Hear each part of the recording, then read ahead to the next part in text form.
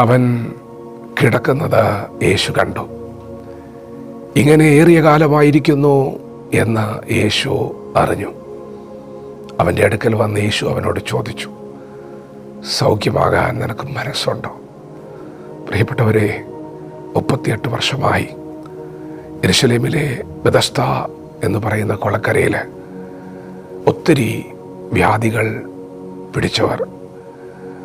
ആ കുളത്തിൽ ഒരു ദൂതൻ ഇറങ്ങുമ്പോൾ, ആ ദൂതൻ ഇറങ്ങി വെള്ളം കലക്കുമ്പോൾ ആ കുളത്തിൽ ആദ്യം ഇറങ്ങുന്നവൻ ആരായാലും വിടുതൽ വരും.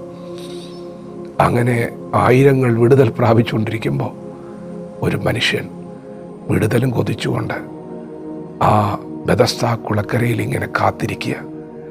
ദൂതൻ അതത് സമയത്ത് വന്ന് കുളം കലക്കും. എല്ലാവരും കാത്തിരിപ്പിലാണ്. എന്നാൽ ഈ മനുഷ്യനെ സഹായിക്കാൻ, ഈ മനുഷ്യനൊന്ന് എഴുന്നേൽപ്പിക്കാൻ, ആ വെള്ളത്തിലേക്കൊന്ന് ഇറക്കാൻ തനിക്ക് ആരും ഉണ്ടായിരുന്നില്ല. താൻ തന്നെ പലപ്പോഴും പരിശ്രമിച്ചിട്ടുണ്ട്. തൻ്റെ സ്വന്തം ശക്തി കൊണ്ട് തനിക്കത് കഴിഞ്ഞിട്ടില്ല. തൻ്റെ ജീവിതത്തിൽ കഴിഞ്ഞ 38 വർഷം വലിയ കനത്ത പരാജയങ്ങൾ നേരിടേണ്ടി വന്നിട്ടുണ്ട്. തൻ്റെ മനസ്സ് പലപ്പോഴും മടുത്തു പോയിട്ടുണ്ട്. അല്ലേ, ഒരു വിടുതൽ കാത്തിരിക്കുമ്പോൾ നമ്മളൊക്കെ മനുഷ്യരാണ്. നമുക്ക് മടുപ്പുകൾ വരാം, പരാജയങ്ങൾ വരാം.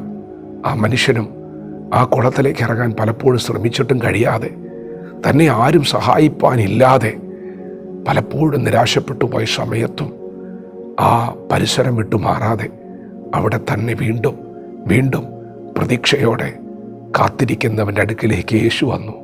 പ്രിയപ്പെട്ടവരെ, നിങ്ങളുടെ അവസ്ഥകൾ ദൈവം കാണുന്നുണ്ട്. അവൻ കിടക്കുന്നത് ഏറിയ കാലമായിരിക്കുന്നു എന്ന് യേശു അറിഞ്ഞു. ഏറിയ കാലമായി നിങ്ങൾ അനുഭവിക്കുന്ന നിങ്ങളുടെ വ്യഥകൾ യേശു കാണുന്നുണ്ട്. പ്രിയപ്പെട്ടവരെ, മടുത്തു പോകരുത്. ദൈവത്തിന് പ്രവർത്തിക്കാൻ ഒരു സമയമുണ്ട്. ദൈവം നിങ്ങളെ കാണുന്നുണ്ട്. ദൈവം നിങ്ങളുടെ ജീവിതത്തിൽ ഇറങ്ങി വരുന്ന സമയമുണ്ട്. ആ മനുഷ്യൻ്റെ അടുക്കൽ യേശു കർത്താവ് ഇറങ്ങി വന്നു. അവനോട് ചോദിച്ചു, നിനക്ക് മനസ്സുണ്ടോ? മടുത്തു പോയോ? ക്ഷീണിച്ചു പോയോ? അവൻ പറയാ, എനിക്ക് ആരുമില്ല കർത്താവേ, എന്നെ സഹായിപ്പാൻ ആരുമില്ല. അപ്പോൾ തന്നെ കർത്താവ് പറഞ്ഞു, എഴുന്നേറ്റ് കിടക്ക, എടുത്ത് നടക്ക. നിന്നെ തേടി അവൻ വരും. നിന്നെ കാണുന്നവൻ നിന്നെ തേടി നീ ഇരിക്കുന്ന ഇരിപ്പിടത്തിലേക്ക് വരും.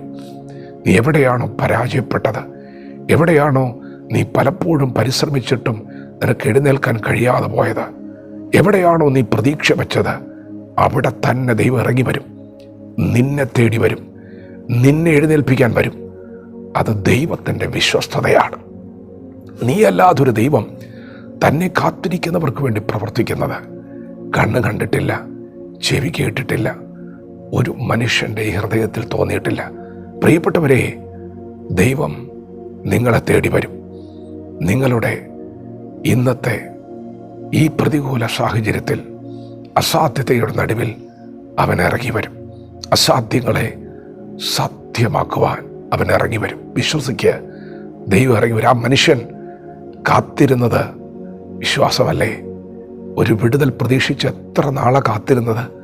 38 വർഷമായി എന്ന് പറയുമ്പോൾ പ്രിയപ്പെട്ടവരെ, എന്തൊരു വിശ്വാസമാണത്, എന്തൊരു കാത്തിരിപ്പാണ്. ദൈവം അത് മറികടന്നു പോകുമോ? നീണ്ട വർഷങ്ങൾ നിങ്ങൾ കാത്തിരുന്നിട്ടുണ്ടാകാം. പക്ഷെ മടുത്തു പോകരുത്, തളർന്നു പോകരുത്. നിങ്ങൾ വീണ്ടും കാത്തിരിക്കണം. ദൈവത്തിനായി കാത്തിരിക്കണം. ദൈവത്തിൻ്റെ സമയത്തിനായി കാത്തിരിക്കണം. നിശ്ചയമായും അതൊരു എൻകൗണ്ടർ ആയിരിക്കും.